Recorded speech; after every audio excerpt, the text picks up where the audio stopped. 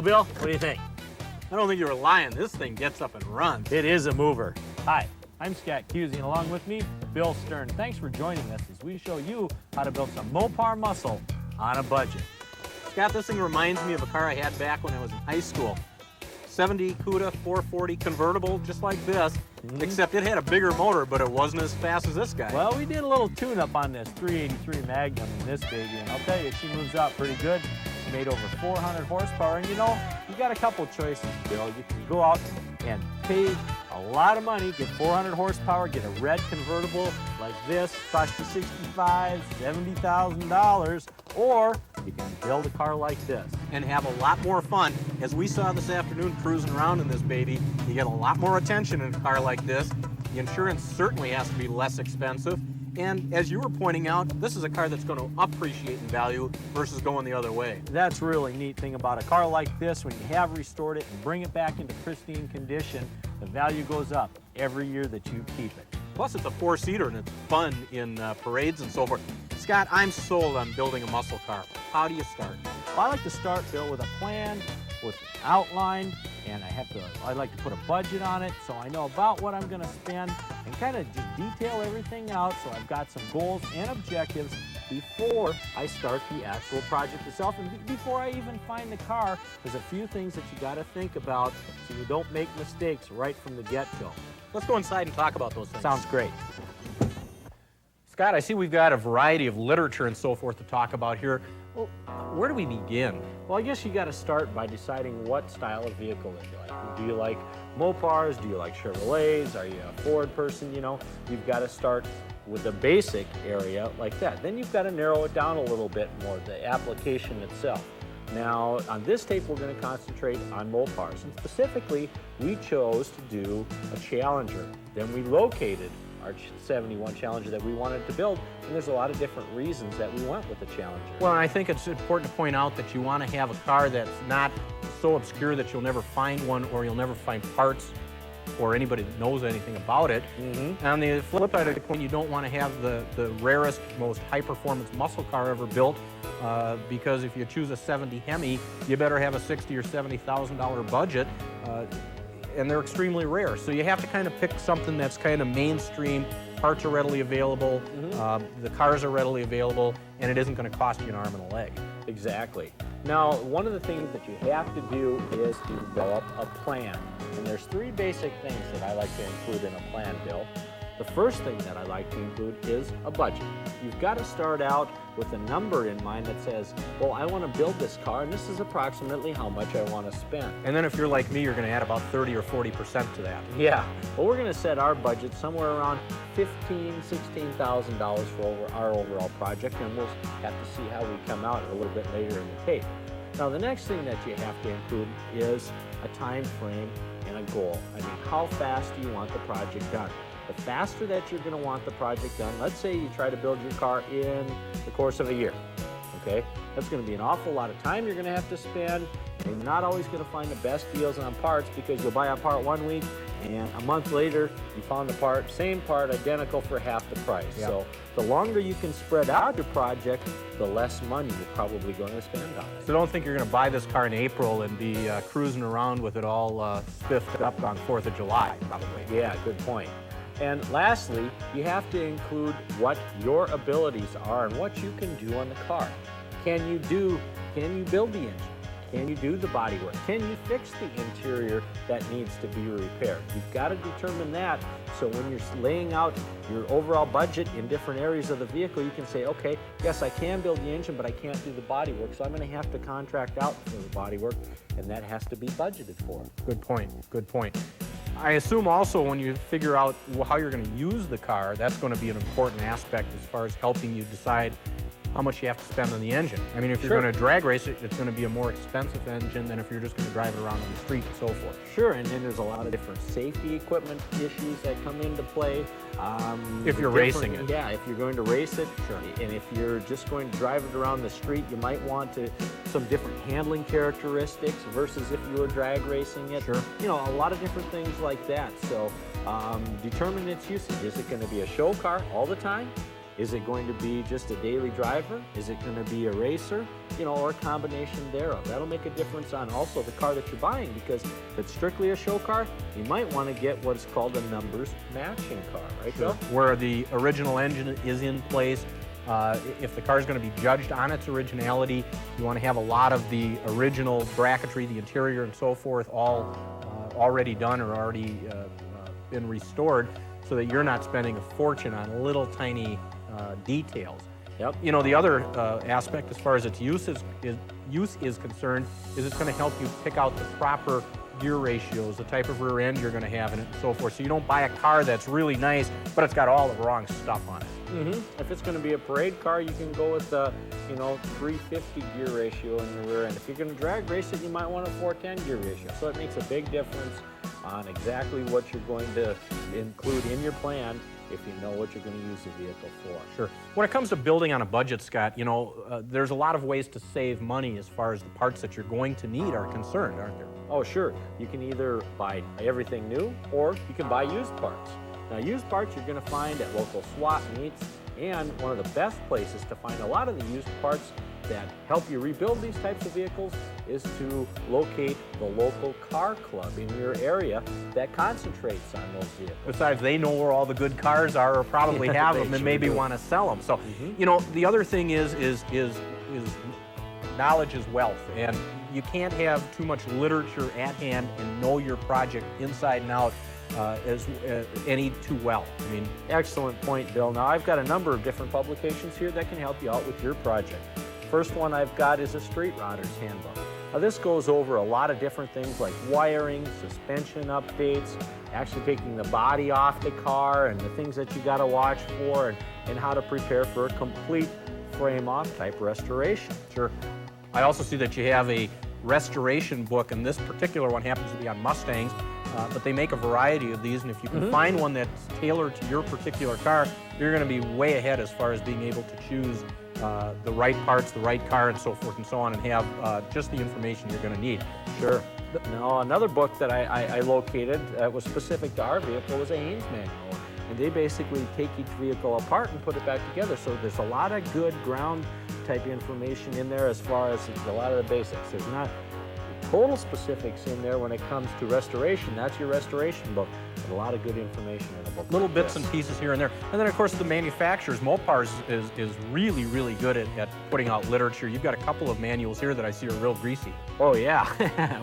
Well, we've got the Mopar Performance Catalog here. And really, they go into detail designing vehicles just exactly the way you want them in packages. They have packages in there that have certain performance goals and specifications on them. If you want a 12-second car, they'll tell you anywhere from what camshaft or torque converter to use, to the rear end gear ratio, to the springs that you want to use in the car. They put together a package in here, and it's really helped us in our project. Well, the thing I like is this Mopar engine manual has a picture of a Hemi on the back of it. You can always just look at that if you want. And look at the thickness of this bill, and you can probably see that there's some pretty good greasy fingerprints and everything like that, because we use this manual extensively during our project because we didn't know everything about the Mopar engine assemblies that a lot of the experts do, and that's why they put this book together to help you, the person that doesn't know all that, know all the certain facts and figures that are particular to each style of engine. Yep. Now, one of the things that I also like to make sure I'm aware of is what's going on in the market in my area. If you're going to be looking at I should say you should always be looking at newspapers. If you know that you like 69 Camaros, know what 69 Camaros are going for. Know how many of them run through the paper. Know what good deals are. Know what the type of condition that you're seeing them for are. Our particular newspaper has a segment or a section on customized and classic types of cars. But don't limit yourself just to the local newspaper. In our marketplace, for example, we also have this auto shopper. It's about 175 pages. It comes out every month. And a lot of the people that have the specialty types of cars know that people scour these looking for those types of cars. So you'll see a lot more of the Camaros and Challengers and Mustangs and so forth in this type of publication than you will the everyday newspaper. And once again, keep an eye on this thing. Don't start to look for your car on the Saturday when you decide this might be the day I want to buy my car. Know your market for a year or so and know what cars are out there. You'll know what a good deal is when you see one, and you'll know what a not good deal is when you see one. Great point. You know, there's a few different ways that I like to break up a project like this. It helps me budgetize things a lot better. And that is breaking the car itself down into specific areas. Well, and that's exactly the way we're going to structure this, this video on how to build the car that we build, is by talking about the specific segments that we did. And as a matter of fact, we've broken it down into these segments. That's right. The first one that we're going to talk about is what you need to look for when you're going to buy the car. Now, that's probably one of the most critical times in your project that you're going to have to take some time and spend to make sure that you don't get something that you don't really want. Mark these words. If you don't spend the time, you'll be sorry that you ever got involved with the project, because the last thing you want to find out is when you get the car home that you found surprises as far as the structural condition of the car, the equipment that you thought was on it, the shape that the various parts were in, and so forth and so on, because your budget is history. Yeah. So make sure that you spend time looking at the car. We're going to talk about that in just a minute. And then we're going to talk about what we did to this particular car. Certainly. The areas that we're going to cover will include an engine buildup. Exactly. And then we're going to talk about some of the subsystems of the engine, specifically the fuel system, the exhaust system, and the ignition system. Sure. Then we'll go into the driveline area of the vehicle, talk about the transmission rear-end combinations that we chose and why we chose them. Right. The chassis is another one. What springs we're going to put in it, and different things like that, and what tires and wheels are we going to run on the vehicle for our specific goals and needs. Then we're going to talk about the interior of the car, what we had to do to bring it up to looking good, and the exterior of the car. And once again, if you're going to want to have a sharp-looking car, the exterior is probably the most important aspect of it. So, sure. Lastly, we're going to wrap everything up with our performance summary, and we're going to tell you how we did on our budget. How is the car actually itself performing on the drag strip? We got a chance to take the car out and run her down the track and see what it'd do. And that's all going to summarize also what we spent in each particular area, so we can give you an idea on your particular project on what you probably will expect to spend. To begin with, though, we're going to talk about what to look for on the car before you bring it home to make sure you know what you're getting. Matter of fact, Scott, let's begin with that. Why don't you go out and get the car, and I'll get the garage door. Great idea. How about do it? Boy, this thing really does sound mean. Yeah, that was a nice little ride there, Bill, we had. Scott, one of the most important things as we've been talking about is picking the car out and making sure you don't have any surprises. And there's a couple of basic rules of thumb that you want to follow. Number one, go look at the car in the daylight. Don't go look at a car at night. And if you do have to go look at a car that's inside a building, see if you can get it out of the building. And again, make sure that you either take some lights with you or a flashlight even or something like that. But better yet, get the car outside in the daylight. And if you look at it at night, and even if you want to make a deal on it, make sure that you've got an out that you can look at it and make sure you have a final inspection in the daylight. Believe me, you can't go wrong with that. The other thing is don't go alone. You'll get emotionally involved. You're not going to look at some of the important things. You're going to get all hung up on the purchase. Take somebody that's not interested. Yeah, we've all gotten that starry-eyed feeling before, and you see it and you go, wow, that's great and that's super and I want it, and you get home and you just, geez, I didn't see that, or I didn't see that, or geez, I didn't notice that.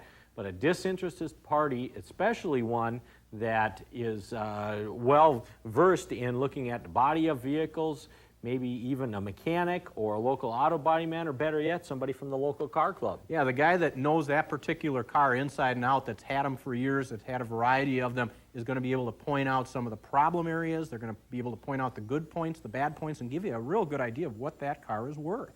Sure. Now, once you look at the car, Scott, we got some particulars that you want to look at. I like to begin under the hood.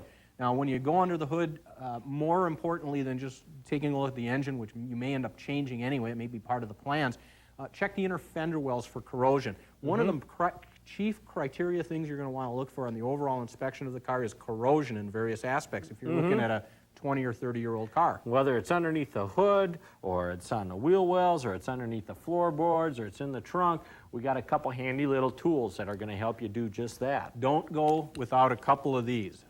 One, a magnet. It can be any type of magnet. Sometimes a refrigerator magnet, if that's all you have, is fine. This is a pickup magnet, but you're going to use this in a variety of areas to actually stick it adhere it to the sheet metal and make sure that you've got steel there and not plastic body filler, especially around the wheel wells in some of the areas that are easy to use body filler on. That's not the end of the world, but you want to know what you've got. Yep. The other thing that I wouldn't go and look at a car without is an inspection mirror. This will allow you to look underneath wheel wells, in inaccessible areas underneath the hood, in the trunk, areas that you're not small enough to crawl in and take a look at. Yeah, it works really great for looking at little things like this, Bill. And as long as we're in this area, one of the things I'd like to point out that I like to do is always kind of run my fingers up through the lip here. And what I'm looking for is two nice, clean steel edges that should be welded together in there, spot welded together. But be careful of the sheet metal screws that are holding that molding in place. Yeah, good point, Bill. Now, what you don't want to feel are some clumps or anything like that up underneath the wheel well, because that's going to be some Bondo or some body work that somebody did up underneath there. Yep. Now, again, here's where bringing somebody that's kind of an expert in this type of car is going to be able to be of great help, because every different type of car has a propensity for rusting in different areas. That's most common to rust at, and they're going to be able to go right to those areas and help you out. Last but not least, another little tool that I like to use to help me identify rust is just a little pick tool. You know, this one or a scratch awl or something like that. And it's a tool that you can get up underneath the wheel wells like this, you know, and you can poke around, Bill, and you can poke them like that a little bit. You can tell the difference between solid sound and one that's kind of weak. And all this is nice solid sounding underneath here, and we did that before we looked at the vehicle. You're going to want to do this not only where Scott's doing it, but inside the interior of the car, maybe through the carpeting to make sure the floor panels aren't rusted out. Great idea. You want to do it inside the trunk. You want to do it in a lot of different areas. Just don't take it to the outside of this brand new paint job, or you're going to be owning that car whether you like it or not. Yep. The other thing that'll help you visually identify rust are little tiny bubbles that look like little bubbles in the paint. Those are the beginning of rust, and believe me, later on will turn into big bubbles and then holes. Predominant areas to look for stuff like that are right at the backs of wheel wells or right at the fronts of doors. You know, those are areas that happen to collect water. The bottom seam of the door. Exactly. Where the inside and the outside of the door have been rolled over and sealed. That's a prime example of a place that's going to collect water and have a chance to rust out. As long as you're down here looking at the car, you want to look at the seams of the car and make sure that the door seams, the hood, the trunk all match, that they pass the ball bearing test, so to speak, that seams are even and spaced properly. And also sight down the body of the car and make sure all of the body panels are aligned properly, all of the seams, the trim seams of the car line up.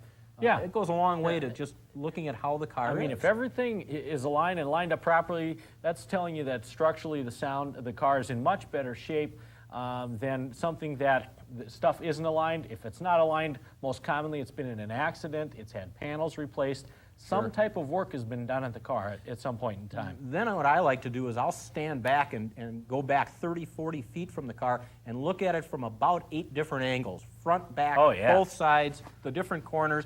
Make sure that the car is sitting square and squat on all 4 angles. The last thing you want to have happen is look at it from the front and have it looking square, and look at it from the back and have it tilting to one side or the other. You've got a car that's sprung, that means. And again, you want to find that out when you're looking at the car, not when you get it home. Last but not least, bounce up on the suspension on all 4 sides. You want to hear you don't want to hear clunks. You don't want to hear a lot of major squeaks, anything like that. If you want to check for the suspension integrity, let go of it. If you want to make sure that the car doesn't keep bouncing several times, the shock absorbers are in good condition on this particular car. All the sway bars and links and rubber components are in good condition. Tells you a lot. Sounds real good. When you're going around the outside of the car, take a look at the different chrome pieces. Take a look at the mirror, the bumpers, the chrome strips around the wheel wells. Now, the chrome strips are easily replaced and usually not very expensive, but bumpers can be expensive. Trim around the windshield can be expensive. Know the original finish of the grille pieces and the rear taillight fascias and so forth, because, for example, on these Chryslers, they had kind of a rough gunmetal finish. Now, a lot of times people have sanded those down and painted them with some kind of paint, which might look fine, but it's not the original stuff, and to replace that is very, very expensive. So Again, know what the original finishes are. Another reason to have those books, Bill, and know what you're looking for before you go out there. Good point. Let's move inside the car for a second. Yeah, what we're going to do is we're going to open doors, okay? We're going to open the trunk lid, open the hood. We're going to close them. How do they fit? You know, does the door pop back loose when you close it? Yep. Now, these had an inherent problem that you recognized on almost a brand new car, didn't they? Matter of fact, the sound that they make on these particular doors are reminiscent. They brought back a memory that I had when this car was 1 year old. This door sounds exactly like my Cuda convertible did back then. It sounds kind of clunky, but you've got a big long door and a car that's a convertible and doesn't have as much integrity, and they are a little noisy. Not a big deal. Now we're going to check a lot of the amenities inside the vehicle and a lot of things like door locks. You want to check to make sure that they're operating both from the inside and the outside with the key. That'll tell you something about all the linkage components inside. All right, roll the windows up and down. Listen to them as you're rolling them up and down, as well as just feel the actual mechanism working. If it's nice and smooth, as this one was, you know that you don't really have any work to do inside of there. And when those windows are up, check out that glass and check it on all four areas, on all four sides, or the four side windows, I should say, because sometimes people will replace a window with a tinted window that wasn't, or one that isn't that was, and you'll have a mix and match of tinted and non-tinted windows. That's not something you're going to want to own. Check for scratches, sandblasting areas, where I've seen cars where they've sandblasted the outside of the body, had the lock panels removed and etched a little circle in the side windows. That, again, is something that's going to need to be replaced. And as Scott's saying, those window mechanisms should be very smoothly operating. You shouldn't have to about break your arm cranking the windows up. Yeah, and real quickly, you know, you're going to be turning all your accessories on. Turn on your wipers, turn on the heater blower motor, turn on the lights, make sure the dash lights are working. Okay, in this case, since it's a rag top, we want to make sure that the electric, hydraulically assisted motors and actuators all work for the convertible top to come up and to latch in properly. And that the top doesn't have a hole eaten in it from a rodent that crawled in there when the car was in storage. Also, you want to check the rear window if it's glass or if it's plastic to make sure it's in decent condition, and that the top fits squarely, and that the support mechanisms are all in functional condition. Sure. Take a good look at seats. Seat covers are something that are not that expensive to buy and replace, but if you can find a vehicle that the seat covers are all in nice shape, as this car was in very nice shape, and door panels are all in good shape, door panels can either be replaced or repainted, and you know, not really that much expense, but you want to set out and take a look and make some notes while you're out there doing that so you know what you're going to have to replace in the future. The dash pad's another one quick item that you can take a look at. Dash pads being vinyl can either a lot of times be repaired, or they're really not that difficult to replace, are they, Bill? A lot of these are just bolted in place. Yep, it's not the end of the world if you find a car that's in pretty good condition but needs a little bit of interior sprucing up. Same with carpeting. Do-it-yourself item, not real expensive, goes a long way to sprucing up the car.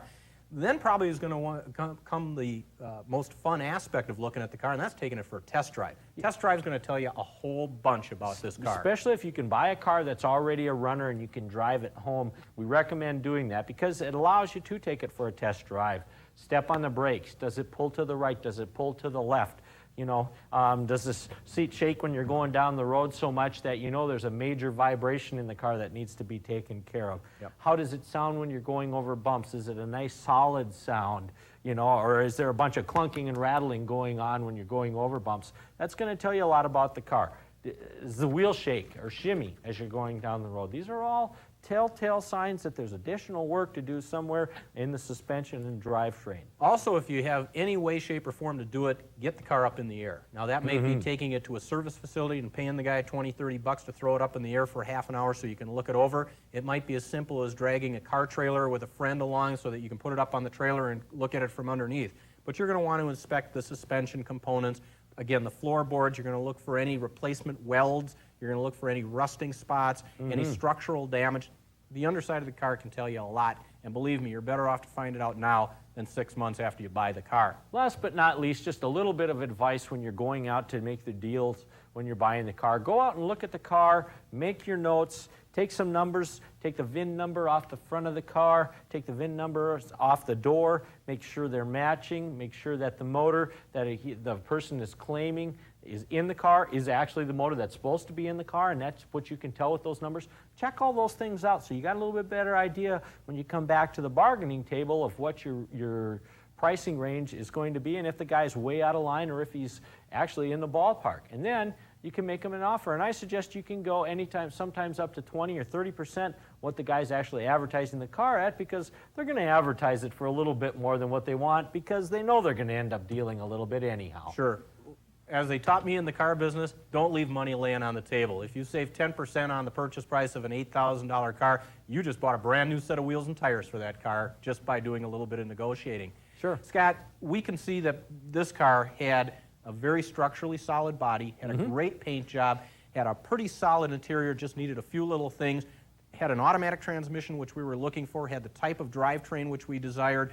The only thing that was wrong with it is it had a small block instead of a big block. In these cars, the big block slips right in, which we planned on doing, but we got a great deal on this car. Let's go inside and discuss how we got this car to this condition.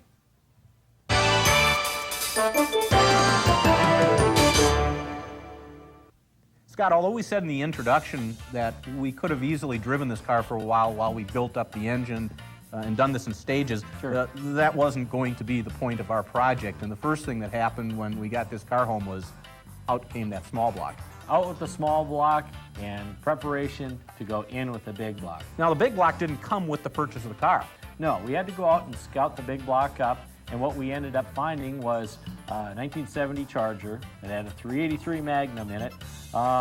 Been wrapped around a pole. Can't imagine what they were doing with that, huh? Untimely death that a lot of those Mopars suffered back in in those days. But the motor was still there, and the transmission, and the entire, all the bracketry, and the alternator and starter, and all the other little niche items that you need with a motor. So when we bought it with all those items still attached. Which is an important point, because if you go to a guy that's built a motor or has a motor that doesn't have all of that stuff, you can spend a lot of time and a lot of money hunting down all of the brackets and the hardware and the water pump and the starter and all of the different accessory parts that you're going to need to get it running. And if you can buy it as a complete unit, you're way ahead. Yeah, and even if you don't use the starter or the alternator that you bought on the motor, you're going to need an old one to exchange for a core anyhow. Well, and you need the hardware and the spacers and all of that.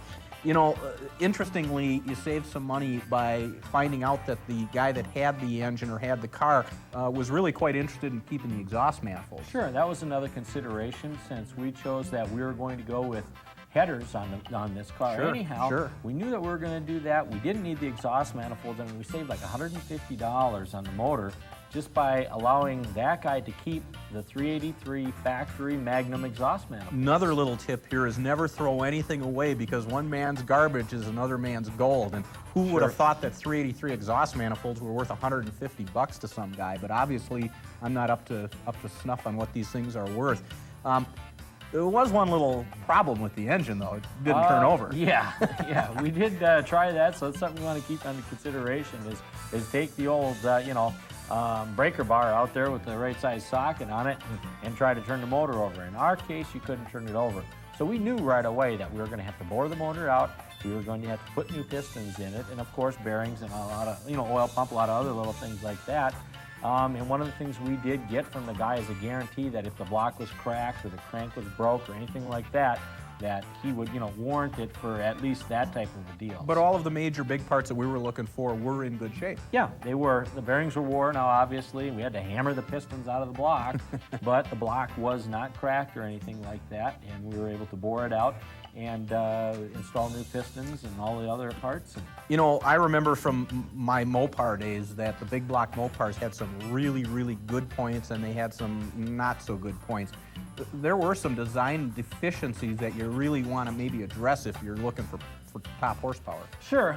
If you're going to run in the upper RPM ranges and stuff like that, one of the problems they had was a little bit of a leakage on the rear main seal, and the rear bearing of the motor itself. Now, Mopar Performance makes a bearing that channels the oil back into the motor, so from that standpoint, it kind of helps correct that situation at the rear of the motor. And also they had a little bit of a problem in the fact that they were a little bit small on the valves, the intake valves and the exhaust valves. In fact, the valves that were in the heads that we bought on this motor was a 208 intake valve and a 160 exhaust. And we pumped them up a little bit and went to a larger stock valve. We went to a 2.14 intake valve and a 1.74 inch exhaust valve. Along with that, we did some porting work underneath the valves, or pocket work, so to speak, which really brought the efficiency of the cylinder heads around quite a bit. In fact, we increased the flow on the exhaust side by about 35%, and on the intake side by about 13%. Which really wakes up the breathing of the engine, no question about it. But from a strong point standpoint, the big block Mopars, one of the things that I liked best about them is they are absolutely bulletproof. I mean, I never remember anybody ever blowing up the bottom end of a big block Mopar. They are just made like iron. Oh yeah, the block comes down, the saddles for the crankshaft and everything are inside the block, so the crank's not sitting real down low, right, you know, underneath the block, strength of the block itself, so it does make for a very strong motor. And the 383 cranks, I think, are all forged, so they're a lot stronger. The rods are strong. I mean, they're really, you know, they're basically the same engines that they had built for trucks for many years, and they're very, very strong. So they make a real good, suitable, high-performance engine without doing tons and tons of high-performance work on the assembly. What other kinds of things did we do? I know the cylinder heads received a fair amount of attention. Sure, we spent some time on the cylinder heads because that's where you're going to get your horsepower and torque out of this motor, is by allowing the motor to breathe a little bit. The other thing that we did is we bronze-walled the guides, okay, and so that we know that we got a real good, strong valve guide in there for upper RPMs, and also we changed the valve seats to a hardened valve seat in the cylinder head, because now you've got to consider that these motors got to run on unleaded gas now versus the leaded gasoline you could buy when this was originally designed. So, and for those of you that think, nah, that's not the case for me because I got the guy down the street that still has leaded gas, those guys that sell leaded gas today only have, or the gas only has a fraction of what the real old leaded gas had. So even though they call some gases leaded today, they're really not very leaded at all.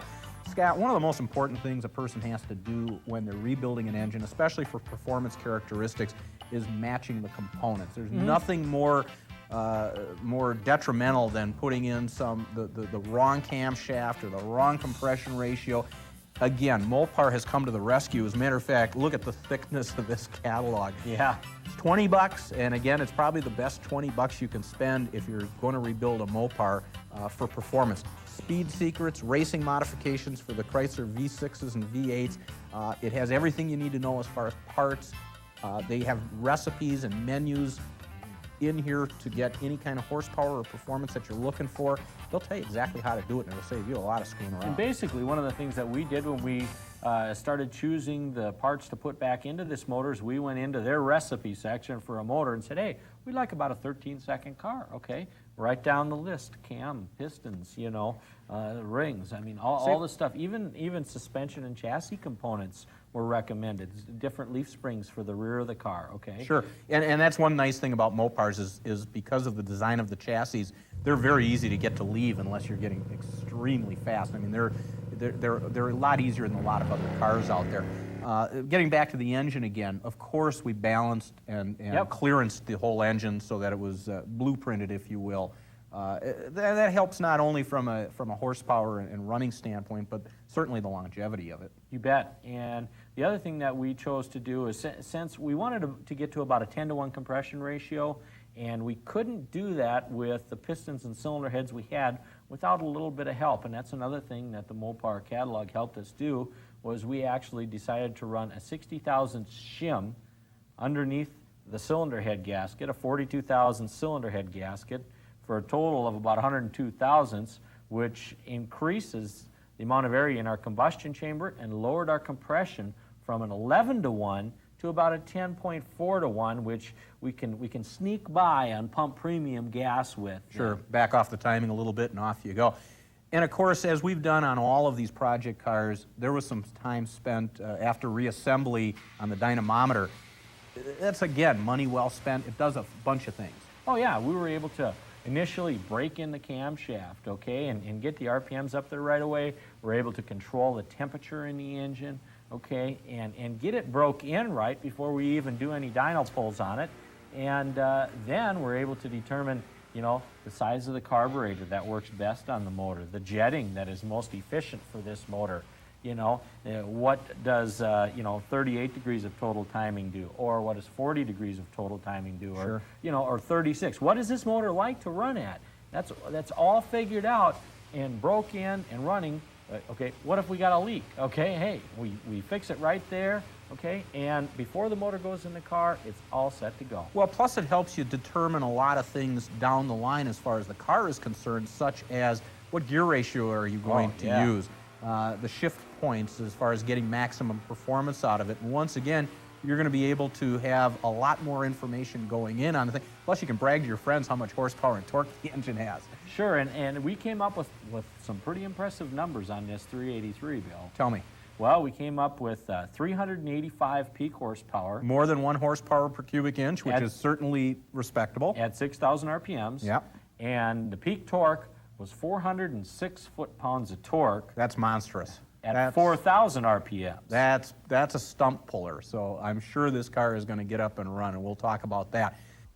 But first, Bill, let's spend a few moments now detailing the part numbers and all of the prices on all of our work that totaled up to about $3,500 spent, but netted us almost 1 horsepower per cubic inch and over 400 foot-pounds of torque. The engine portion of our project began with the purchase of a complete but tired 383 Magnum for which we paid $250. To that cost, we added $297 for a rebuild kit, including rings, bearings, frost plugs, oil pump, and gaskets. Mopar Performance supplied us with new intake and exhaust valves for $104 and $126 respectively, adjustable length push rods and heavy-duty rocker arms for $208 and $89, and hardened chromed rocker shafts for another $87. TRW got the nod for our forged pistons, and the bill was $220. And a set of ARP rod bolts are a great peace of mind at $42. Our valves are opened by a Mopar 292 cam and lifter kit at $138 and closed by Mopar dual valve springs for an additional $127. To make our engine look as good as it runs, we chose Mopar Performance aluminum valve covers and chrome goodies including a timing chain cover, dipstick and tube, and distributor hold down for the prices shown here. And let's not forget the Mopar engine catalog, which helped us with many of our choices. At $20, it was probably the wisest money spent. We rung up an additional $180 for miscellaneous parts, including remanufactured starter, alternator, and water pump, belt, hoses, and motor mounts. Finally, we spent $1,440 for machining and labor we couldn't do ourselves. This included engine block and cylinder head preparation, engine balancing, head porting, and dyno time. The grand total we spent on our engine tallies $3,457.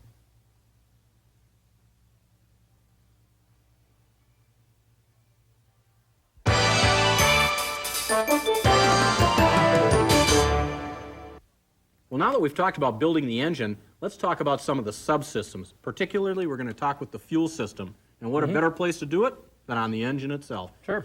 Scott, I haven't seen this Mopar Chrome Magnum air cleaner, one like this, in this good a condition for about 20 years. Yeah, well, I'll tell you, Bill, that 383 Chrome Magnum air cleaner like that is available right from the Mopar Performance catalog, as is the aluminum valve covers that we've got that really dresses up this 383 real nice. Well, let's talk about carburetors and manifolds and all that kind of jazz. Pop that baby off and let's get down to nuts and bolts, if you will. Okay.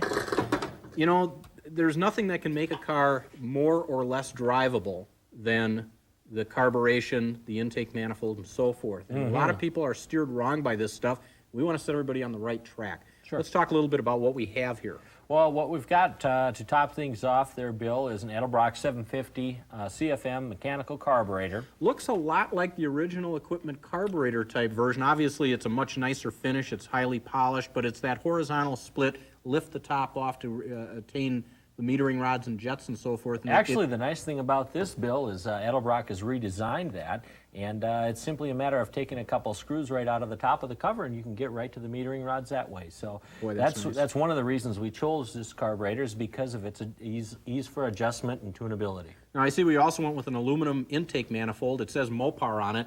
Tell us about Yeah, that. that's the Mopar Performance M1 intake manifold, dual plane design, aluminum, and again, fit right into our plan through using the Mopar Performance catalog. Okay, that's the manifold that they recommended going with for the camshaft and the headers and everything else that we were doing in our engine configuration. Okay. Now, I see there's a spacer splitting the two. Yeah, that's a phenolic disc 1-inch spacer that helps to separate the carburetor from the intake manifold in high heat conditions to prevent fuel boiling and vaporization in the fuel bowls. Now, this carburetor, you were telling me a little earlier, is a mechanical secondary type? Correct. It's a mechanical secondary carburetor, and we've also equipped it with an electric choke for those cool mornings when you're starting the car up and everything like that. It's nice to be able to get in it, pump the pedal once, set the choke, start it up, and the electric choke then pulls it off as the engine warms up. Makes sense to me. Fuel lines are nice. I see they're anodized aluminum. They're a little bit larger diameter than the original equipment. They're nice looking, and they're molded to flow fuel well. They're going to a fuel pressure regulator. Right. That's a Russell aluminum fuel line there, 3/8 inch inside diameter, and we are running that through a fuel pressure regulator.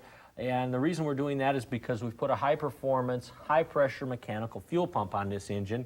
And one of the things we want to make sure is we're not overriding the needle and seat assembly in the carburetor and flooding everything out. So we regulated the pressure back down to about 6.5 psi, and that's worked out real well on this car. Super. Now that we've talked about what we have here, let's go over to our demonstration bench and look at some of the other choices that are out on the market and why we chose what we did. Great. Yeah, I've got a few examples laid out here, Bill, and we can talk a few moments about those. Intake manifold. You know, you start out with the original equipment cast iron one, and you just about get a hernia lifting it off the engine. They're heavy, aren't they? These are heavy. Talk about the design of it. Well, the design of this intake manifold from the factory is a dual plane design, and you can see that by looking right inside where the carburetor itself bolts on. Okay, if I put my fingers in this area here, this is one of the planes that they operate off. You can see that my fingers don't go in very far. It's a depth of about 1.5 inches or so. Yeah. Now, if I go over here, my fingers keep going all the way down to the bottom. That is the second plane of the manifold, and they feed opposing cylinders on each plane. What this does is a nice job of distributing the fuel-air mixture at lower RPM ranges, okay? And if you're on a budget, it's certainly an option, a way to go. You can clean these up, paint them up, and they look real nice, and they do work real well. But if you've got deep pockets like Scott here does, you can go to an aftermarket manifold, and you've got a couple of choices here. You've got the dual plane again. This particular one is an Edelbrock. We also had the Mopar one that we actually used on the car. And let's talk about what gains you'll get other than the obvious gain in weight savings you'll get by going with an aftermarket. Again, it's the dual plane design, Bill. You got the two different planes inside the intake manifold itself. This is an Edelbrock dual plane. What we put on ours was the M1 from Mopar Performance, and the reason being is because it matched all the rest of the components. Makes sense. Many manufacturers have matched components out, as Edelbrock does also. Sure. Now, the other option out there that is pretty popular these days, not necessarily on street engines, is what's called a single plane manifold. Now, this one, instead of having those two left and right different chambers, has one big plenum, or one big chamber as it's called. And this one takes all of the air-fuel mixture into this big chamber. Then it has very short, very direct runners that go down into the cylinders. Now, this particular one is a little bit better suited for certain applications. Yeah, the way I like to look at it, Bill, is single plane manifold, single use, okay? That's pretty much an all-out performance, drag race type of intake manifold in our situation. Your kind of manifold. Yeah, there you go. And dual plane type manifold is more of a dual purpose manifold. It's great for street use and for going out to the drag strip for occasional drag use, because it's got your low end torque capabilities as well as the upper RPM range help that you really need. Pretty simple choice. Let your budget be the guide, and let a couple of basic choices here be your guide as far as what you're going to choose as far as manifold. Carburetors is a little bit more tricky. Doesn't have to be. There's a couple of rules of thumb. We've got a few different types of carburetors here to talk about, Scott. You can stay with an original equipment type. In the case of the Mopar, it could be a Carter. We've got a Rochester here. But just for illustration, that's certainly one route to go. You can get these in a rebuilt version, or you can rebuild the one that you get with the motor, okay? Or Sure. a lot of times, a motor will actually come with a carburetor like this, with a Holley on it, or, you know, you can choose an Edelbrock. I mean, a lot of different choices here, but let's kind of narrow it down a little Well, bit. first thing, the big choices that you'll have is a choice between vacuum secondaries on a 4-barrel or mechanical secondaries on a 4-barrel. We'll Right. talk about that. Probably one of the most important aspects, Scott, is the size of the carburetor. Way too many people out there think that if a little carburetor is good, a big carburetor is better, and the biggest carburetor is the best. And nothing could be further from the truth, both from an all-out performance standpoint and from a drivability standpoint. How do you choose the right size carburetor? Well, the easiest way to do that, Bill, is to pick up a book, okay? And we've got a few different books here. The Holley book will work real well. Rochester, Weber, Carter puts out a book also. But in these books, you can have the formula that I'm going to give to you right now. Free of charge. Free of charge. Let's go over the formula for choosing the right size carb. Okay, that's a real easy formula. Get out your pad and your pencil right now. Write this down because you can follow this almost to the T every time that you're selecting a carburetor. And that formula reads as this. You take cubic inch displacement times peak RPM times volumetric efficiency and divide that by a constant of 3456. Now let's plug our numbers into that and see what we come up with. Okay. We've got 389 cubic inches because it's a 60 over 383. Okay. We've got 6,500 peak RPM, and that we found out on the engine dyno. Now you can also find that out in the Mopar Performance Catalog based on camshaft and manifold selection, but 6,500 RPM, excuse me, was our number. Now, volumetric efficiency, we're using the number 1, which is short for 100% efficiency. Tell us why we chose that number. Well, the reason we did that is because on the dynamometer, it showed this engine operating at 100% of capability as far as being efficient. Now, the reason it is because we've got an aftermarket camshaft, we have got porting and pocket work done in the cylinder heads, we've got aftermarket exhaust in the form of headers, okay, and all that adds up to making this engine as efficient as it can be. And volumetric efficiency basically means that the given cubic inches, your engine being an air pump, has the ability to pump in and expel so many cubic feet of air at a given RPM. The efficiency that it does that is based upon, again, the things that Scott was talking about. The flow capabilities of the cylinder heads, intake manifold, carburetor, the camshaft selection, the exhaust capabilities. Right. And in a stock engine without all of those modifications, generally you're probably going to want to use what, about a 0.8? About a 0.8 if you're using stock camshaft, intake manifold, exhaust, okay, to determine your carburetor size. Or in other words, a 500 cubic inch engine, which would hopefully pump 500 cubic feet of air per minute, let's say, would actually pump maybe 400, or about 80% of what its volumetric efficiency would be. Right, so let's pop our numbers back up on the screen there. And the number we came out, 389 times 6,500 times 1, we ended up with 2,528,500. Now that's not the CFM of carburetor we're going to put on. I hope not, because that sounds like an expensive one. Because we need to divide that by our constant of 3456, and we come up with 731.62 CFM.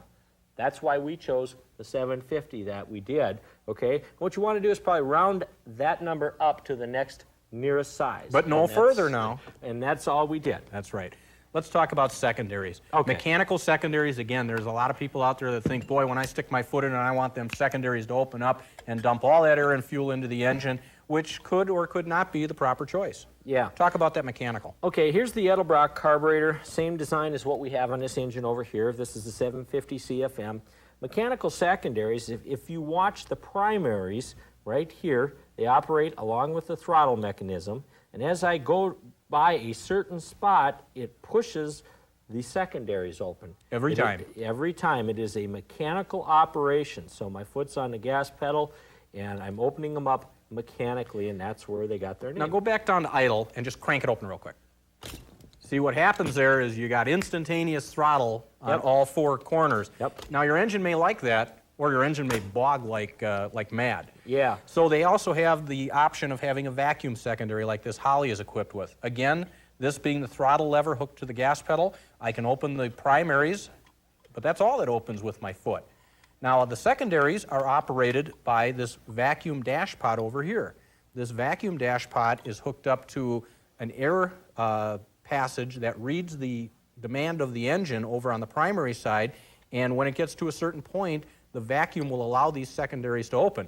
Now it will only open them when the engine demands and at the speed the engine can handle. So this, for many applications, is a much more smooth and a much more proper way to manage the airflow into the engine. Yeah. How do we choose? Well, one last point here I'd like to make, Bill. You can see that this carburetor here is also a spreadboard design. As you can see, it's got a small primary here and a large secondary, where this is what they call square bore design, okay, where all four bores are the same size. Okay. Carburetor like this, a spreadboard design with a vacuum secondary, is best suited on a street type vehicle for the most part, with an automatic transmission and maybe just a factory type or low stall torque converter. Okay. Where you're going to want to go to the mechanical carburetor like this one here is when you've got a higher stall torque converter, or you've got a 4-speed probably in the car, because it'll allow the engine to rev up and gain some momentum, okay, as it's opening all those passages. Once again, if you want to become an expert at carburetor selection and choosing the proper one to make your car run its best,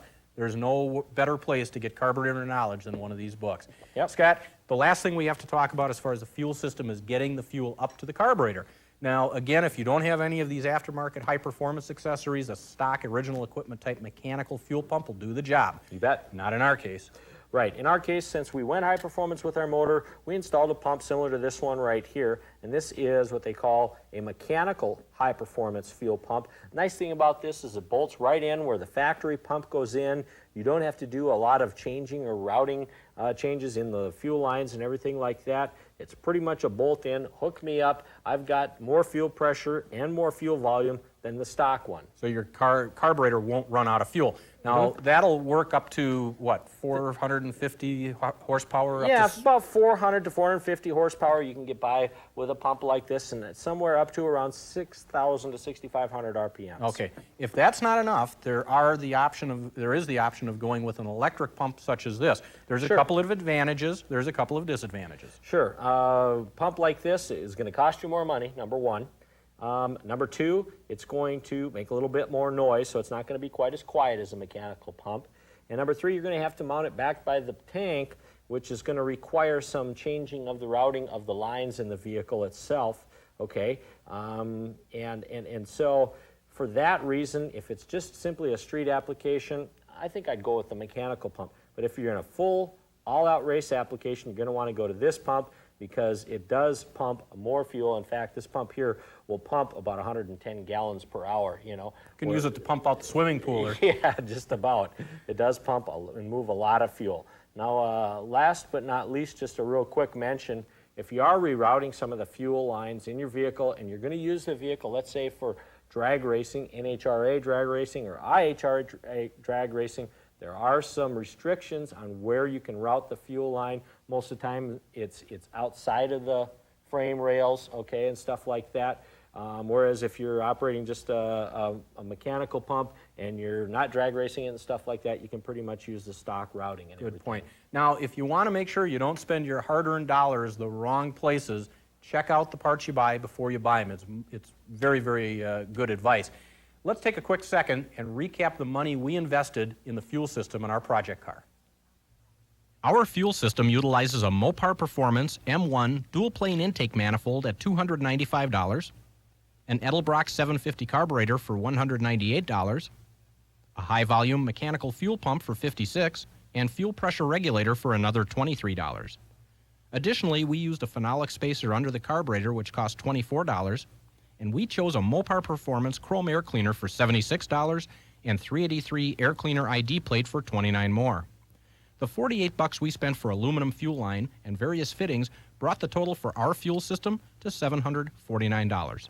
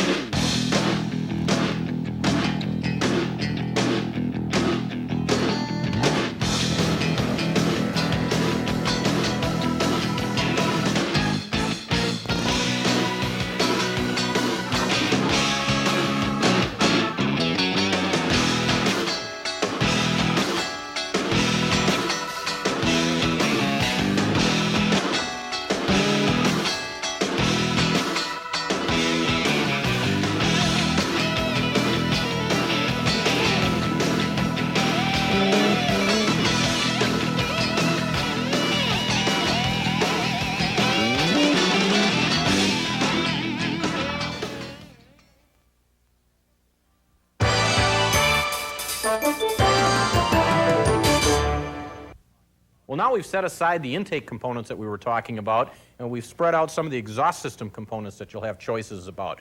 Scott, when it comes to exhaust systems, there's a few different things that you have to contend with, and a lot of different choices. Yeah, really, the main choice, I think, Bill, are difference between headers and exhaust manifolds. Are your real big determining factors. Let's explain the difference a little bit more in detail, though. Factory setup is going to be a cast iron exhaust manifold, something along the lines of this. Right. The negative aspects are heavy. They're heavy. They're restrictive, and they don't flow a lot of exhaust through them very well. Now, in some applications, especially in the high-performance muscle cars, they came with high-performance cast iron exhaust headers, and those are quite desirable. In fact, that's what was on our engine when we initially bought it, were the factory high-performance exhaust manifolds, just like the ones you're seeing on this 440 that we're showing you right now.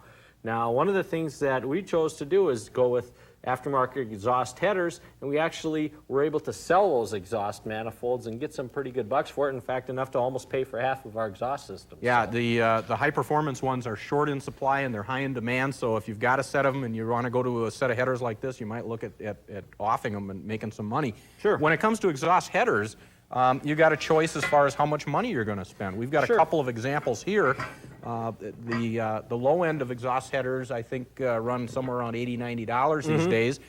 This particular set is a set of competition hooker exhaust headers, and I think you were telling me these cost just a little less than $200. Yeah, so you're really looking at about a $100 difference between the two, and let's explain what the actual physical differences between them are. Good. First of all, on the lesser expensive set of headers right here, Bill, you're going to see some crimps in the tubes as they're going down, okay? Not in the ones I'm looking at here. They're all real smoothly bent. They're mandrel bent. No restrictions around these corners. Same application here, Scott, and I see I can see a difference in the way the tubes are routed.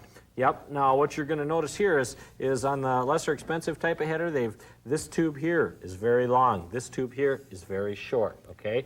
On the hookers, they've went to a lot of painstaking detail to try to get these tubes as close to exact length as possible. So this one, although it could come down more directly, has taken a detour and goes out here, so the length of this pipe matches the length of this one, and this one. And then it's going to have the same amount of back pressure or resistance on all the different cylinders, so it's going to give you a more equal pressure or performance. Right. Now, when you get down to the collector area, again, you're seeing a difference down here. The lesser expensive style header has a collector that's it's a little bit shorter, and then it comes down like this and very quickly reduces down into the collector diameter size. On the hooker style header, what you're seeing is a very gradual taper here down to the collector size. So once again, it's going to be lower restriction and better performance. How much are we talking about here? I mean, we got $100. I'd certainly like to save $100 if I can, but is it money well spent? How much performance difference are we looking at? Well, in our testing, Bill, we really determined that there wasn't a great deal of difference in peak horsepower or torque, either one. The difference really came into play when we averaged our torque and horsepower over a certain RPM range, like from 3,500 RPMs to 6,000 RPMs. You could see a header like this come up and get into that peak horsepower and torque quicker and actually hold it out a little bit longer. So a little broader power range band with a more expensive header, at least in our... Exactly, Okay. and we found that you could find 5, maybe even sometimes close to 10 horsepower on the average better with a more expensive style of header. So let your wallet be your guide when it comes to choosing exhaust headers. Once you go from the header, you got to get it back, the exhaust gases back to the muffler. And again, you want to make sure you don't have any major restrictions in the exhaust system. You bet. Putting a tap on your horsepower. In this particular case, you can go with a stock type pipe or you can go with an aftermarket pipe, and there are some real advantages here. You bet. And what we did is we chose to give the guys at Flowmaster a call, Bill, and what they told us is, hey, for about a 400 horsepower motor, you're going to want to go with a 3-inch pipe off of that header all the way back to the muffler, and from the muffler on back a 2.5-inch pipe. Okay, now we're looking at a shot of the exhaust system that we have from the headers back to the mufflers here. This H-pipe. Explain what an H-pipe does. Well, really an H-pipe, Bill, goes between the two tubes. You want to keep it the same diameter as the pipe it's going into, in our case 3-inch. Makes sense. Welded it in nice and positioned it about 18 to 20 inches back from the actual collector itself. And then what that does is it kind of equals the pulses out from side to side, and quiets the system down a little bit. So it gives you a little bit more efficient exhaust system, as well as cutting down the noise just a little bit. Okay.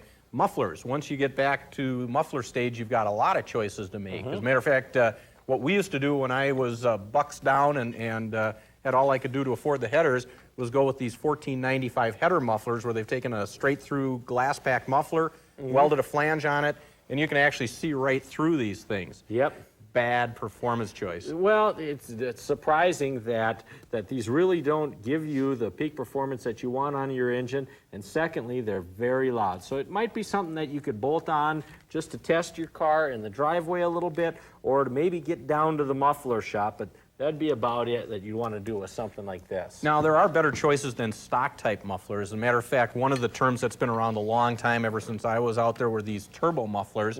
And explain how a turbo muffler is designed and why it's a better choice than a standard muffler. Well, in a standard-type muffler, you have exhaust that'll flow in and has to cross over between chambers to get through and out, okay?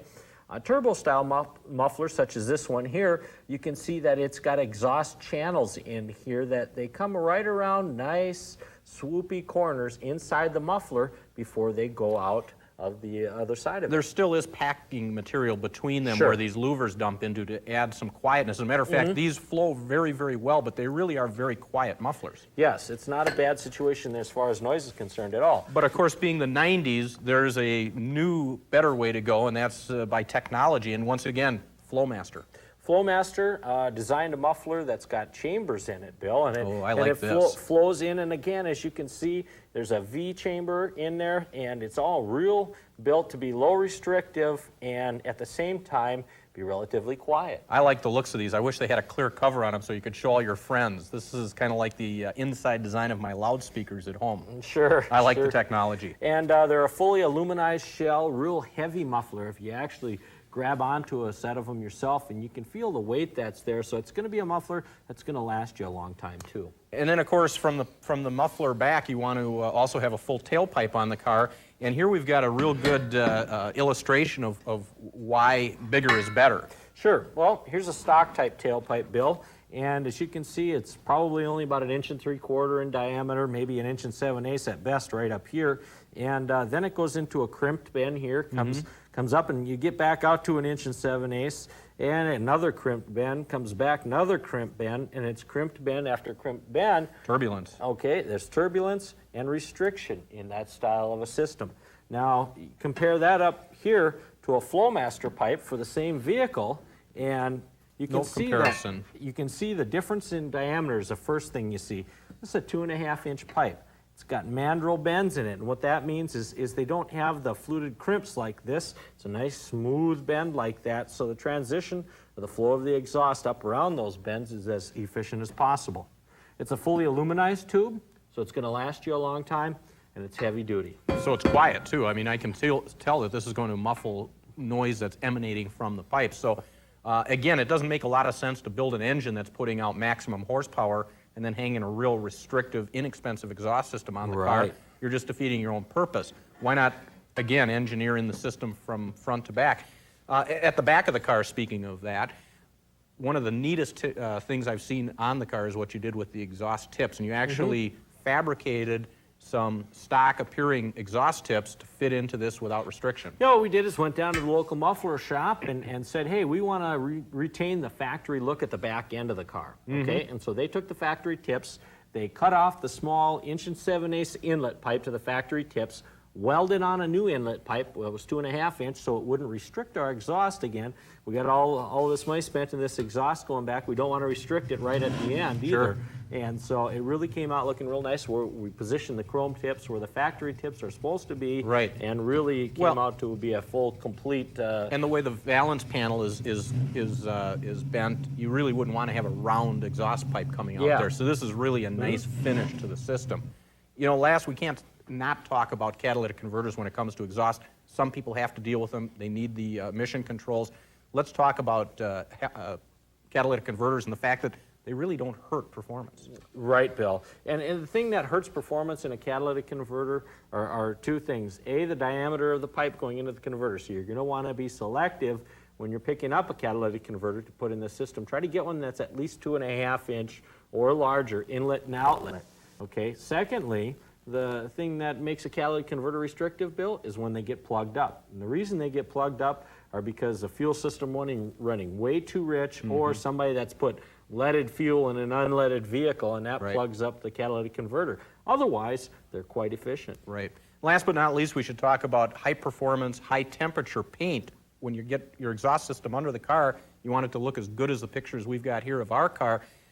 Don't just use regular paint, use a high temp paint. It'll last longer, and it'll give you a good looking exhaust system when everybody's crawling around under your pride and joy. Sure. Let's take a look at how much we spent for our exhaust system.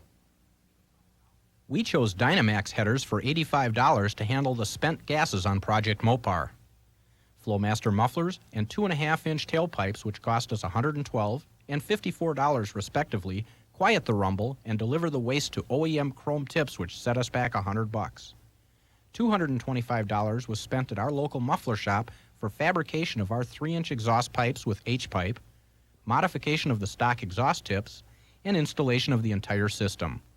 This brings the total to $584 for our exhaust system.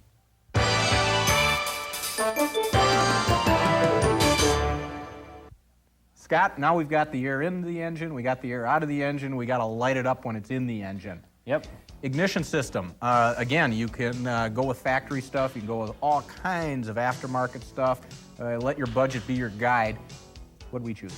Well, we choose to go with electronic ignition system in this car, basically for reliability. Now, it was kind of funny because when we got started back into this project and stuff like that, and I was pulling the distributor out of the motor, I went, points.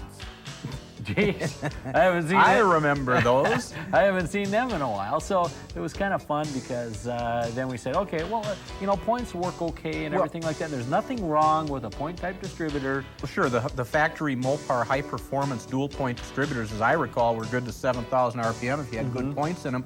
But you have to adjust them all the time, and certainly with the electronics, as I remember, there were the Mopar magnetic pickup distributors that worked well, and I'm sure they've really tweaked those these days. Even the factory electronic distributors were coming out in these Mopars in 1971.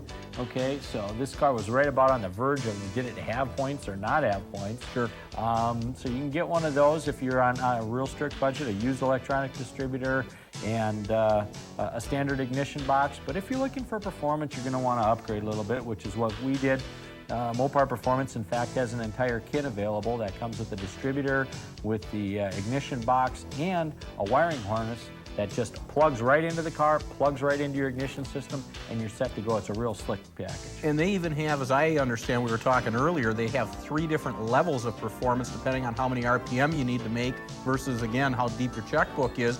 And depending on the box you choose, you can go all the way up to 12,000 RPM. Yeah, like the orange box is like 6,000 RPM, I think. The chrome one's like 8,000 RPM. That's what we have. And the gold one goes up to like 12,000 RPM. Now, it's probably not needed. That certainly covers the primary side of the ignition.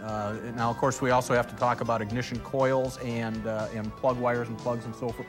What about the coils? Well, I wouldn't spend a lot of money on an ignition coil. You get the Mopar Performance or another aftermarket little chrome oil-filled performance coils work very fine in this type of a situation. You know, a lot of people, again, a misnomer that kind of reminds me of the overcarburation deal that a lot of people fall into is overcoiling a car. They think that they read in the magazine that they got an 80,000 volt coil, that's going to be able to jazz 80,000 volts through their plugs every time it fires. And really, ignition coils only put out enough, the amount of voltage required to fire the spark plug. And it gives you 80,000 volts of reserve, but chances are you're not going to need that anyway. Yeah, and we got a fairly mild cam in this motor and everything like that too, so it's when you get the real radical camshaft profiles and you're putting a lot of fuel in there and there's a lot of compression that it takes a lot to fire. Well, in a reasonable package like we've got here, you don't have to worry about that. So the coil, the chrome performance type coil is going to work well. And actually, when it gets down to spark plug and plug wire selection, your biggest consideration is that we've got headers now. Okay, so you want a good high heat silicone type of spark plug wire. And as far as spark plugs are concerned, look up what the factory spark plug is for that motor, or a factory performance spark plug for that motor, and start with that. You know, take a look at your spark plugs. If you think you're having a problem, take a look at your spark plugs and read the electrodes a little bit and see if you're, you know, burning real lean. If you're burning real lean, the electrode's going to be almost a chalky white. Okay, if you're starting to see that, you're going to have to fatten up your fuel mixture or put a cooler plug in, either or, and get it set up right. But I would have to say the factory performance plug recommendation is going to work fine. And certainly a rule of thumb is that you never really want to go hotter than the factory recommended plug. And again, the heat is not how hot the spark is, it's the amount of heat that is held in the spark plug. And too much heat can cause pre-ignition and detonation, mechanical engine damage. You got to avoid that. So you want to start with, again, the recommended heat range, or go possibly a tad colder. That's about it. Now, lastly, maybe in closing, you can, if you're just drag racing the vehicle or strictly, you know, oval track racing it or something like that, again, you're probably going to want to beef up the ignition system with maybe an MSD or something like that. But then you're getting into the solid lifter camshaft, radical camshaft profiles, you know, 12, 13 to 1 compression ratios. So if you're staying away from that for a project vehicle, I don't feel those items are necessary. The other thing that we should touch on briefly is some of the other goodies that you can choose. Again, if you've got a stick shift car and you're worried about over revving the engine, rev limiters are certainly something that can save you a lot of money. An adjustable device to actually cut off the ignition system if you exceed a certain RPM, if you miss a gear, if you overrev the engine or whatever. We didn't think we needed it with an automatic transmission. We didn't want to spend the money. Well, that pretty much wraps up what we've got into our ignition system. Now let's take just a moment to review the part numbers and how much we spent. Our ignition starts with an electronic conversion kit from Mopar, which includes a complete distributor, chrome ignition box, and all necessary wiring for $130. We also chose Mopar Performance plug wires for an additional $49, an Axle coil for $30, and split fire spark plugs for $48. Add $3 for a distributor recurve kit, and the total for ignition parts is $260.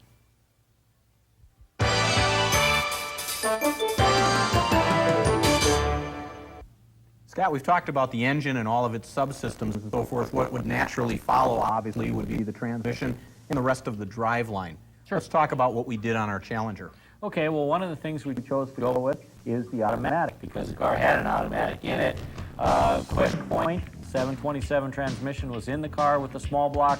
It's not the same bell housing on it for a big block, so you're going to have to get 727 that is a big block transmission and put that in there. Now, certainly when you're talking about building 400 horsepower or close to it, that standard transmission might last for a while, but you're really probably well off to put in some higher performance parts.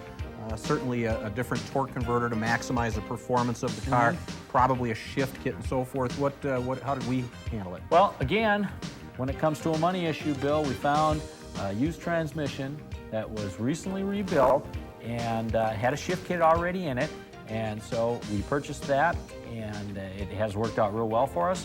But also, I got to remind everybody on these TorqueFlite transmissions that you do have to reinstall your kickdown lever, because that does affect the line pressures and the shift points inside the transmission. So don't think you can just throw that in the garbage and I'll just shift it manually. Doesn't work that way. You can shift it manually yet, but you got to have that kickdown lever on there. Nice about the Chryslers is a lot of them, especially the muscle cars, came with kind of performance-oriented shifters. The Challengers and Cudas, for example, had what were called Hurst slapsticks, which were kind of a ratcheting type of transmission, so that you didn't, shifting from low to second, if you were doing it manually, didn't overshoot the gear.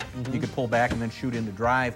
The sticks with, again, the Chryslers had Hurst shifters. Some of them had the fancy sticks and the pistol grips. Right. All that kind of neat stuff. And of course, if you're fortunate enough to be able to find the car that has the transmission, you don't have to start re-engineering all of that stuff, and you can save a ton of money that way. What about torque converters and flex plates and all that kind of? Well, really, when it comes to torque converters, again, you have to match the torque converter to the vehicle's performance and what you're going to be doing with it. Now, we decided to go with a 391 gear ratio in the rear end, so that has to be put together with everything else in the entire car. Well, we had a 391 gear ratio now. We're going with a 27-inch tall tire. We're going to have a cruise speed or cruise RPM down the highway of about 2,900 RPMs.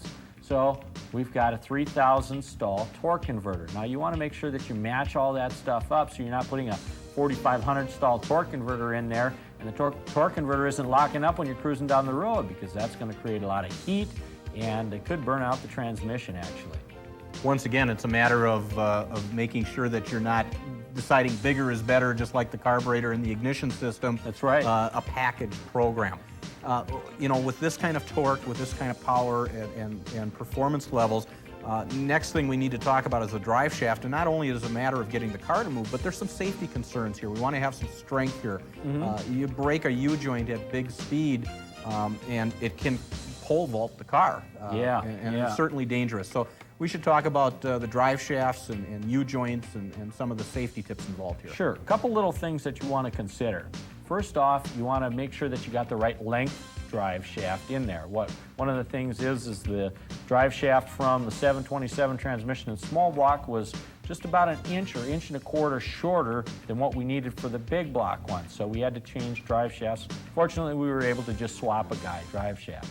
Secondly, we put in heavy-duty U-joints and a greasable version. Now, when you put a greasable version U-joint in, one of the things that you want to make sure you do is you position the grease zerk itself actually on the closing side. So you're going to have your drive shaft turning this way, your rear end coupler is here. You want to put the grease zerk right in this position, because then the drive shaft is trying to close that hole where the grease zerk is, not try to open it up like it would on the other corners. So you want to do that and your U-joints will last a lot longer.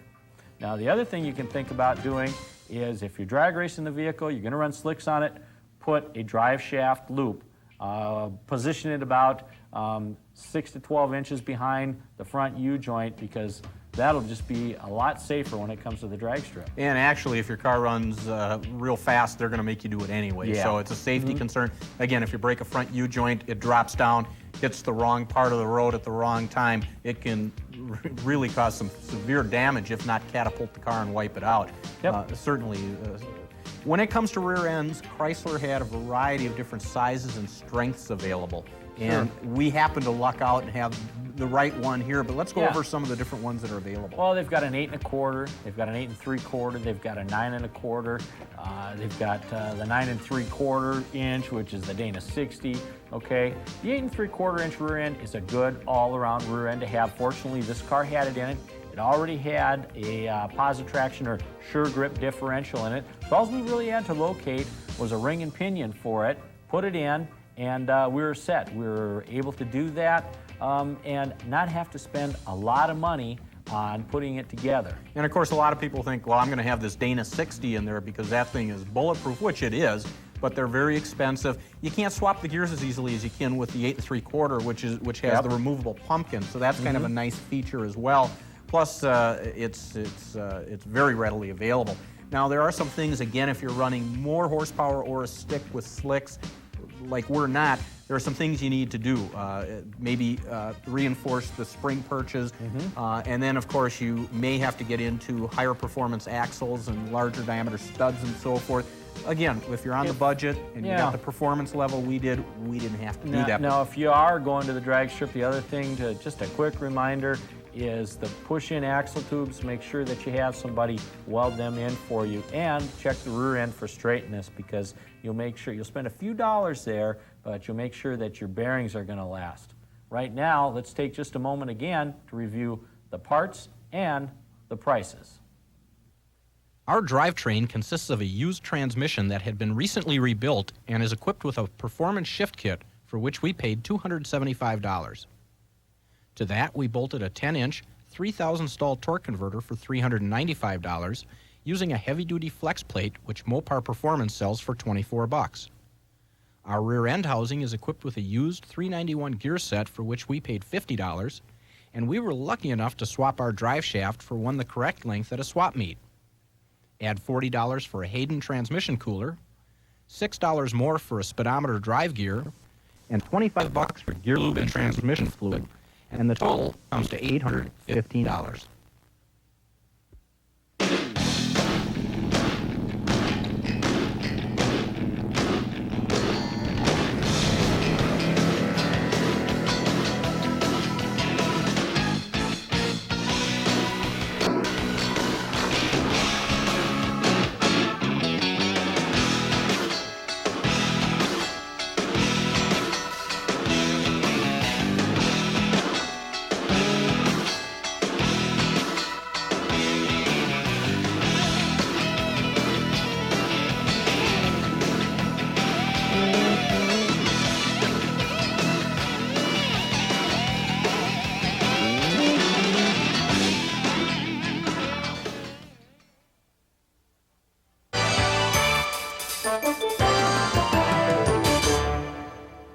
We've talked about building the power and getting it to the ground, Scott. Now we should talk about how the car handles and, most importantly, getting it stopped. Sure. Well, there's a couple choices there. You can either go with the brake system that came on the vehicle, or you can change it over. I mean, again, you've got to make considerations that are going to fit your budget or not fit your budget, and don't do them. Well, but the other side of the coin is don't build yourself a 600 horsepower street monster, expect to go down the quarter mile at 180 miles an hour and have drum brakes designed in 1970. You got to make sure that your braking system matches the performance level of the car. Now, luckily, Chrysler did have disc brake packages available and power brake systems that were pretty darn good, and you can, if you need to, retrofit the car. The nice thing about it is it's all bolt-on stuff. If you want to change a drum brake car of this body over to disc brakes, it's not a big deal. You got to change the spindles, change the hoses. Now, you do have to consider that you'll have to change your distribution valve and your master cylinder, but it's all bolt-on stuff, and it's a real easy changeover to do. And certainly when we're talking about a car that's 25 years old here, we want to talk about making sure you inspect the brake system, the wheel calipers or wheel cylinders, the lines especially. Make sure that anything questionable is replaced. So if you got rusty brake lines, put new steel lines in, get her done now, and it's just a safety issue, really. And if it gets to the point where the rubber lines in the front are getting some cracks and stuff in them, replace them again, get it done now, and make sure you've got an operational emergency brake system too, because you just never know when you're going to need it. And if you do need it, parts are usually readily available for these bodies. Now, you can get a pretty free performance advantage over what was available back in 1970 or the early 70s in shock absorbers today. It's pretty easy to find gas-charged shocks out there that that are certainly more refined than what was available back then for a very, very modest amount of money. Yeah, you want to inspect your shocks. If you see signs of leakage in them or they're dented up or anything like that, you might as well upgrade to a gas shock right now. Now, when it comes to suspension, you've got a couple different considerations to make. The neat thing about these style of cars is they got the torsion bars in the front, okay? You want to raise the height or make it a little stiffer, crank the torsion bars up a little tighter, you know? Now, if you want to do some more road racing type stuff like that, again, tighten them up a little bit, put a little bit more pressure down on those front tires. And actually, a nice thing that works out with ours is the six-cylinder cars had very, very light torsion bars in them. The small blocks had a little heavier ones, and the big blocks had heavier ones yet. And if you're going to do drag racing and you want to get the front end to lift, you want to have lighter springs in. So we ended up with kind of a performance boon just by putting the big block in and having small block springs in there. Exactly. But if you really wanted to go max out for drag racing, you might want to put six-cylinder torsion bars in. The beauty of a Chrysler product in the rear suspension is they have a performance suspension basically built in from the factory, and then they offer the super stock springs, which are everything you could ask for. Oh yeah, super stock spring basically is a bolt-in traction bar, spring assembly, rear suspension all in one, because they make the front end of the spring very beefy and a little bit shorter, okay, to control rear end wrap up, and the back end's a little bit lighter weight to allow the rear tires to move away from the body and actually plant the rear tires for better traction. So that's kind of the theory behind the super stock spring deal. If you see one of these cars running well at the drag strip, and normally General Motors and Ford cars lift the front end and kind of the back end goes down a little bit for traction, the Chryslers kind of all jump up in the air, and that again is as the body is raising up, the rear end is getting planted down, which gives you exceptional traction. And again, the super stock springs are a reasonably inexpensive way to get that suspension traction you're looking for. And then, of course, you got the pinion snubber, which bolts to the rear end. They certainly do recommend putting a pinion snubber on it if you're going to drag race it with slicks on it and with the super stock springs. And again, all that stuff's readily available from Mopar Performance, and it's actually part of those packages that we talked about earlier. So you're able to get the part numbers and prices real easy. You know, Scott, when we're talking about safety, one of the other things you should do when you're talking about a 25, 30-year-old car is make sure that the chassis, especially these unibody cars when they were in the early unibody design, is structurally solid, that it's not cracked, it's not rusted, and so forth. You don't want your car breaking in half halfway down a quarter mile. Well, that's one of the things that you got to really make sure you look very closely on your initial inspection of the vehicle. Open the doors up and really poke your nose in there, get a flashlight in there, a trouble light, whatever you need to do to get some light in there to be able to see if there's any bends in the metal that aren't supposed to be there, any cracks in the metal. Then get underneath the car and check your reinforcing ribs in the unibody itself and make sure that there's no cracks or rust or anything on those. If they're rusted out, you've got a structural problem with that vehicle. Now, the other thing that you can add if your vehicle is structurally sound to make it even better than the factory is adding frame connectors for added strength. And that's certainly something that we're going to do on this vehicle because we're going to drag race it occasionally. And other things like a roll cage, urethane bushings, you know, a sway bar in the front end or no sway bar in the front end, you know, all that types of things you can either add or not add to it depending upon what your goals are for the vehicle and, again, where's your budget end up? Absolutely, all good points. Let's take a minute and take a look at what we did to the suspension of the car and what we paid for it. Our suspension work began with a set of subframe connectors for $134 to stiffen the chassis.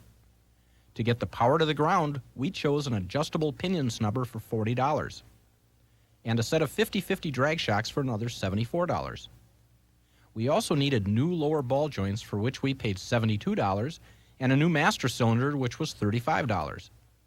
Add another $10 for brake fluid, paint, and hardware, and the tally is $365.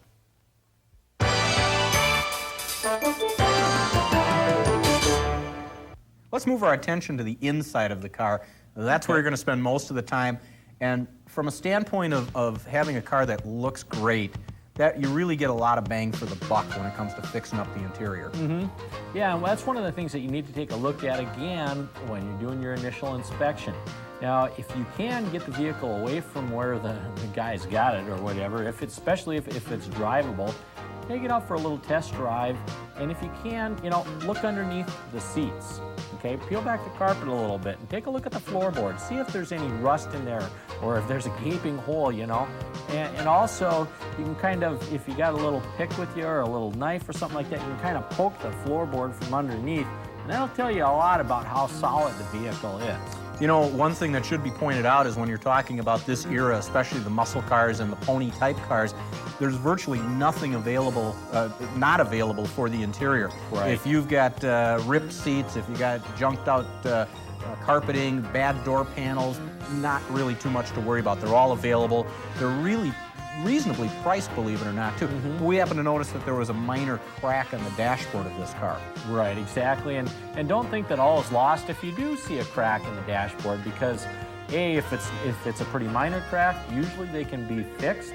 There are people that do fix them fairly inexpensively, or you can buy a new dash cover or a repro dash cover for a pretty reasonable price. Sure, or if you don't want to go through that much hassle, they also make the overlay type devices that they're not quite as nice, but sure, they're certainly going to look better than a gaping crack in the vinyl.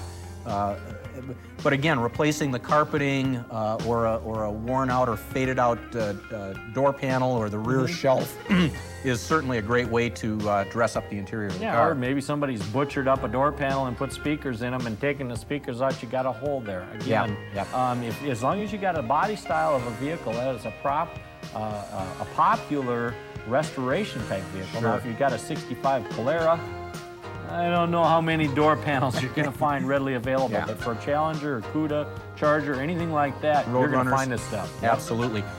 Let's talk about a couple of other issues here. Certainly, again, from a safety standpoint, seat belts. Either installing higher performance racing type ones if you're going to be going real fast, or at least making sure the OEM ones are in reasonable condition. Yeah, check them out. You know, grab onto them, give them some good hard jerks. If a bunch of dust comes flying out of them and they just look like they're getting weathered, replace them, because that seatbelt is not going to help you out when it comes to the time of an accident. That's right. The other thing is that you can look at as far as interior dress-up is maybe gauges. And again, we didn't have to. Luckily, our car was equipped with factory gauges, being an RT type of vehicle. But there certainly is an enormous variety of types of gauges, and you can either get real fancy and build them in, You can mount them underneath or on the console or what have you. So Sure. A lot of different options there. Now, we also noticed that this car was an air-conditioned car from the factory. Boy, is that going to make it worth a lot of money, and, too. You know, even though it is a rag top, the nice thing about it is we've got all the brackets that mount on the engine to convert from the big block to small block, but all the rest of the air conditioning stuff is pretty much all the same. It's bolted together in the engine compartment, and that'll keep the interior now where you've got all the factory knobs, you've got the factory vents for the air conditioning. It's going to be there, and it's going to work. And it's going to make you a lot of money. We didn't have to spend a lot of money, but let's take a look at what we did have to spend on the interior. The only parts we needed to bring our interior up to snuff was a new dash pad, which cost $490, a new wiper switch, which was $39, and a heater control valve for $37. Add $80 to recharge the air conditioning, and the tally comes to $646.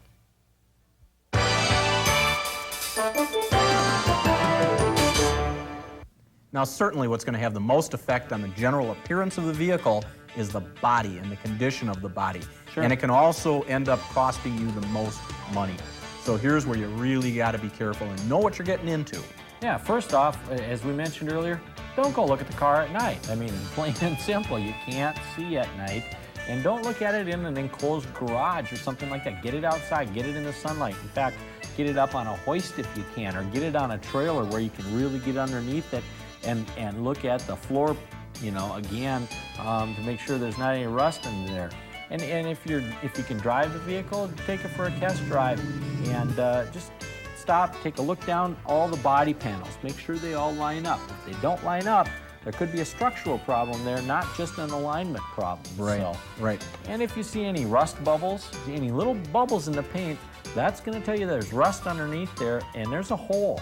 Okay, so if you start sanding on it, you're going to need to either repair or replace that panel. Minor problems turn into big problems pretty quick. I think what is the safest thing to do is find somebody that's an expert on that kind of car.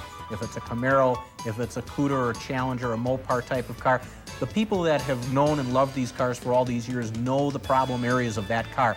Maybe it's the windshield cowling area. Maybe it's behind the front doors. But every single car out there that you're going to look at as far as restoration and so forth has areas that are more prone to problems. And if you can find a guy that knows where those are, he can tell you whether the car is good or not in about 10 minutes flat.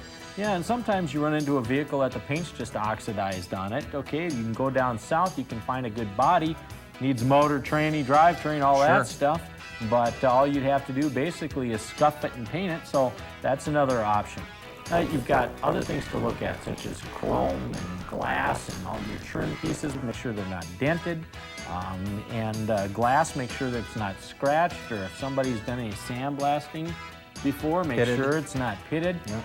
And while, you know, to check the glass, you got to roll the windows up and down. Well, that's a good time to check the mechanics of those items. You know, make sure the windows do roll up and down. Okay? And once again, for the popular types of pony cars and high-performance muscle cars we've been talking about, almost everything is available depending upon the price and what your budget is.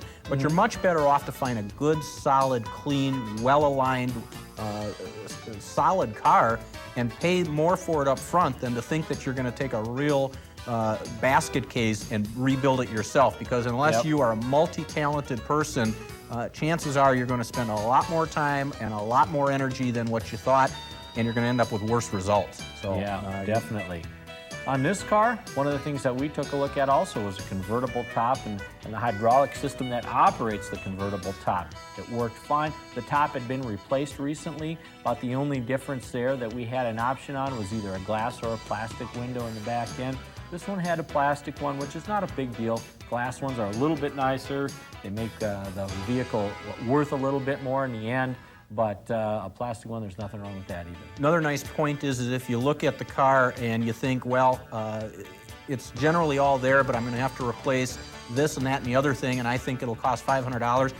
Buy a book from the people that offer the replacement parts and check the prices, because if you need to replace a couple of door panels because they put speakers in them and the guy says, yeah, I think they're $89, you check the book and you find out they're $189, there's a couple $100 discrepancy right there.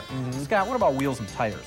Well, fortunately, we were lucky on this vehicle. Again, we had the factory rally wheels with the chrome trim rings, the center capsule lug nuts, everything in very excellent condition. So we didn't have to spend any money there. Tires are almost brand new on the vehicle. They happen to be a street radial type tire. Now, if you want the factory, polyglass GT tires that came on the car. Or the red lines. Yeah, you can certainly get those, but you're going to spend a lot of money for them. So this car had good rubber, excellent shaped wheels, didn't have to spend any money there. Another area you want to check into is the trunk.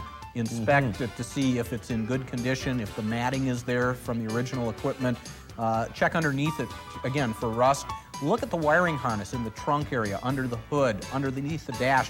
Make sure that it hasn't all been cut up and chopped and taped up and so forth and so on. Again, virtually anything's available if you got the time and the money. But again, if you can find a nice clean car that doesn't need all these things, you're going to be way money ahead. Yeah, well, we've got a couple little items that we had to put onto the body of the car. Actually, emblems was about it in our case, and here's what we spent. We spent $45 for 383 hood emblems and $19 for a windshield washer reservoir for a total of $64. Well, I talked Scott into taking the car outside so we could go for a ride. But now's the time we're going to talk about the performance that we realized with the car and how much money we spent.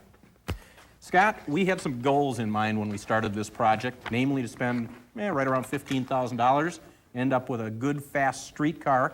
We did pretty well. Yeah, in fact, when it comes to the actual dollar amounts, Bill, we ended up just a little bit under $15,000, $14,900 and some change. Okay, one thing I'd like to mention is we did all the labor pretty much ourselves. Okay, so we didn't have a lot invested in labor. And secondly, the project did take us even a little bit longer than we originally anticipated, but I think our end result justifies the extra time that we spent on it. Without question. I'm a big fan of this car. Let's talk about engine performance, Scott. Okay. We were looking for somewhere around 400 horsepower. Came pretty close. Yep, we ended up with 385 horsepower on the engine dyno, so it's not calculated. It is from an engine dynamometer. 406 foot-pounds of torque. Torque monster. Yeah, that's right. This thing really is going to pull out good on a quarter mile. Speaking of that, let's talk about the performance, because we did have a chance to take it out to a drag strip and actually see what it would do. Now, we did put some slicks on it so we could get some traction, because it wasn't very good traction with street tires. We uncorked the headers just for fun. Thing ran pretty good. It did, Bill. We are setting our goals for a high 12, low 13-second car. The car with the headers uncorked, slicks on it on a non-race weekend went 13:01, almost 104 miles an hour. So the car's really getting up there and moving. Since then, we've done a little tuning on it, and I think the car will even run better, maybe down into the 1280 range at 104, 105 miles an hour yet. Very respectable performance by anybody's gauge. As far as dollars are concerned, we're taking a look here at how much money we spent on the various systems. We've got the exhaust system, the intake system, all of the different things we've talked about. And as we see here, the total comes up to just under $15,000. And I'll tell you, today's market, you can't even buy a couple of year old decent car for 15 grand. So here you've got a car that will perform, will certainly turn heads no matter where it goes. And it's a user-friendly car. Nothing against a 400 horsepower Viper, Bill, but if you got $60,000 burning, you ain't gonna get her for 15 grand. Right, exactly. And here, again, this car will run on pump gasoline. That's right. It's got power steering. It's got air conditioning, so it's a fun, friendly car to drive around. It's not a beast by anybody's imagination. Plus, it's a ragtop. Yeah, it's a convertible.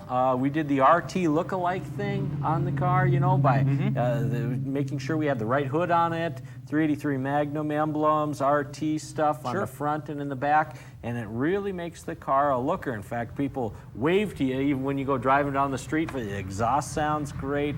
They look up, they see the red car with the white stripe. It's really an eye-catcher. No question about it.